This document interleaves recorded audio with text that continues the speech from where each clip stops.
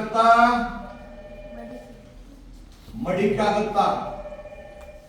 ಮಣ್ಣಿಗೆ ಸಂಸ್ಕಾರ ಕೂಡ ಏನಾಗುತ್ತದ?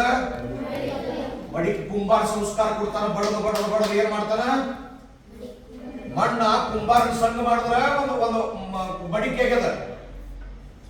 ಬಂಗಾರ ಪತ್ತಾರದ ಸಂಘ ಮಾಡಿ ಆಭರಣ ಆಗ್ಯದ.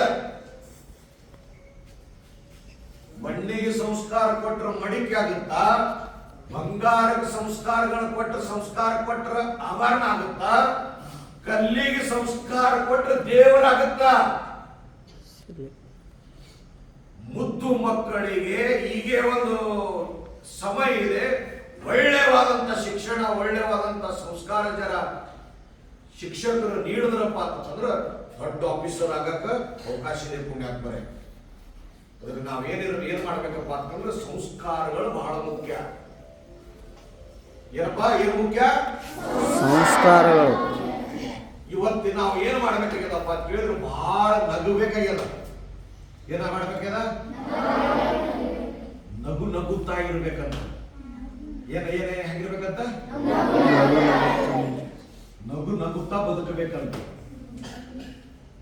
ಹೆಂಗ್ ನಗು ನಗುತ್ತಾ ಬದುಕಬೇಕು? ಸಾಲಿಗೆ BO ಸಾಹೇಬರು ವಿಸಿಟ್ ಬಂದಿರ